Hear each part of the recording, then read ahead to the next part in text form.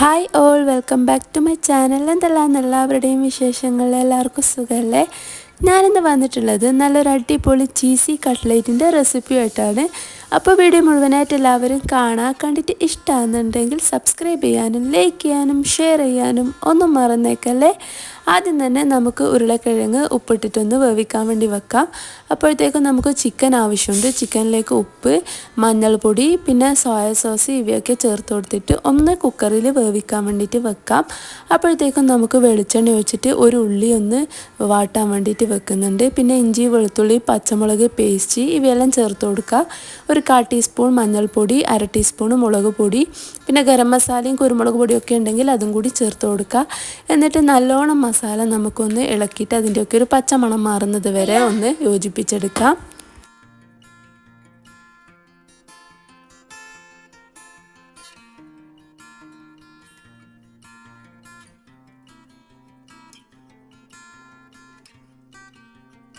ഉപ്പ് ചേർത്ത് കൊടുക്കുക ആവശ്യത്തിന്. ഞാൻ ആദ്യം ഇട്ട് കൊടുക്കാൻ വേണ്ടി മറന്നുപോയതാണ്. അപ്പോൾ അതും കൂടി ചേർത്തിട്ട് നന്നായി ഇളക്കി കൊടുക്കുക. എന്നിട്ട് നമ്മൾ നേരത്തെ വേവിച്ച് വെച്ച ചിക്കൻ പീസ് ഒന്ന് ഷ്രെഡ് ചെയ്തിട്ട് അതും കൂടി ചേർത്ത് കൊടുക്കാം.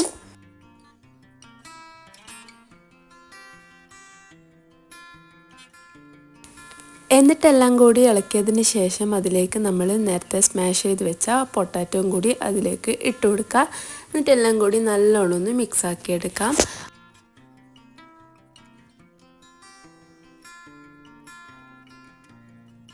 മല്ലിയിലയും കൂടി കട്ടാക്കിയതുണ്ടെങ്കിൽ ചേർത്ത് കൊടുക്കുക.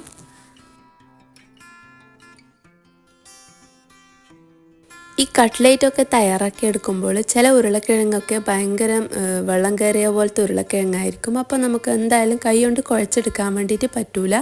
അപ്പോൾ റൊട്ടിപ്പൊടി ചേർത്ത് കൊടുക്കലാണ് എപ്പോഴും ചെയ്യാറ്. നല്ലോണം കുഴച്ചെടുക്കാൻ പറ്റാത്ത പൊട്ടാറ്റോ എല്ലാം ആണെങ്കിൽ അധികം തന്നെ റൊട്ടിപ്പൊടി ചേർത്ത് കൊടുക്കുക. ഞാനിവിടെ ഒരു 5-8 റൊട്ടി പൊടിച്ചത് തന്നെ ചേർത്ത് കൊടുത്തിട്ടുണ്ട്. ഇനി നമുക്ക് കട്ട്ലേറ്റ് ഒന്ന് മുക്കിയെടുക്കാനുള്ള മിക്സ് തയ്യാറാക്കിയെടുക്കാം. ഒരു മുട്ടയിലേക്ക് ഞാനിവിടെ ചിക്കൻ സ്റ്റോക്ക് ഒഴിച്ചു കൊടുക്കുന്നുണ്ട്. നമ്മൾ നേരത്തെ ചിക്കൻ വേവിച്ച വെള്ളം ഉണ്ടായിരുന്നു, അപ്പോൾ അത് ചേർത്ത് കൊടുക്കുന്നുണ്ട്. അതിലേക്ക് കുറച്ച് ഉപ്പും കൂടി ചേർത്തിട്ട് നല്ലോണം ഒന്ന് മിക്സ് ആക്കിയെടുക്കാം.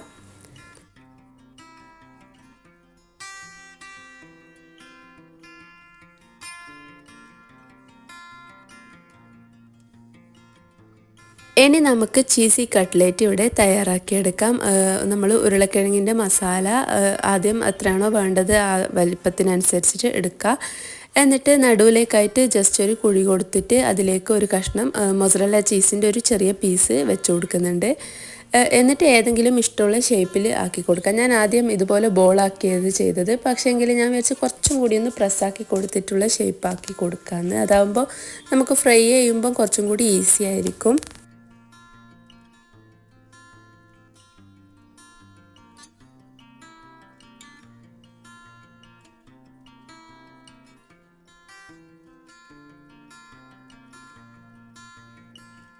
അങ്ങനെയെല്ലാം മുട്ടൻ്റെ മിക്സിലും ബ്രെഡ് ക്രംസിൻ്റെ മിക്സിലും കൂടി ഡിപ്പ് ചെയ്തിട്ട് നമുക്ക് മാറ്റിയെടുക്കാം. ഒരു കൈ കൊണ്ട് നമ്മൾ മുട്ടൻ്റെ മിക്സിൽ ഇട്ട് കൊടുക്കുക. എന്നിട്ട് മറ്റേ കൈ കൊണ്ട് നമ്മൾ ബ്രെഡ് ക്രംസിൽ ഇട്ട് കൊടുത്താൽ അധികം വൃത്തികേട് ഉണ്ടാവില്ല.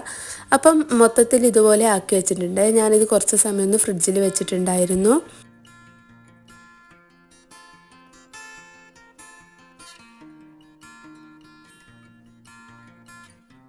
ഇനി നമുക്ക് വേണ്ടുന്നത് എടുത്തിട്ട് ഫ്രൈ ചെയ്തെടുക്കുക ചെയ്യേണ്ടത്. ഞാനിവിടെ ഷാലോ ഫ്രൈ ആണ് ചെയ്യുന്നത്. നിങ്ങൾക്ക് വേണമെങ്കിൽ ഡീപ്പ് ഫ്രൈ ആണെങ്കിൽ അങ്ങനെയും ചെയ്തെടുക്കുക.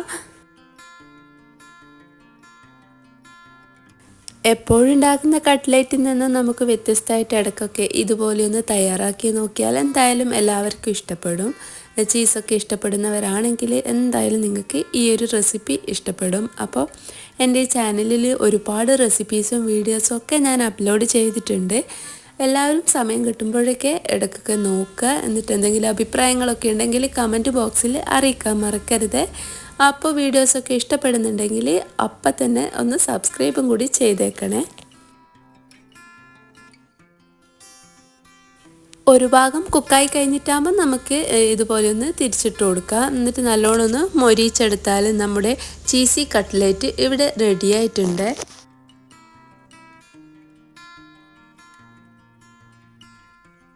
രണ്ട് ഭാഗവും നല്ലോണം മൊരിഞ്ഞ് വന്നിട്ടാകുമ്പം പിന്നെ നമുക്ക് മാറ്റിയെടുക്കാം.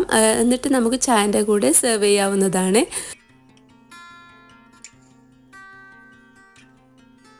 അപ്പോൾ ഇത്രയേ ഉള്ളൂ ഇന്നത്തെ ഒരു റെസിപ്പി. എല്ലാവരും ട്രൈ ചെയ്ത് നോക്കുമെന്ന് വിചാരിക്കുന്നു. അപ്പോൾ ഇതുപോലുള്ള വീഡിയോസും റെസിപ്പീസും ഒക്കെ ആയിട്ട് ഞാൻ ഇനിയും വരാം. അതുവരേക്കും ബൈ.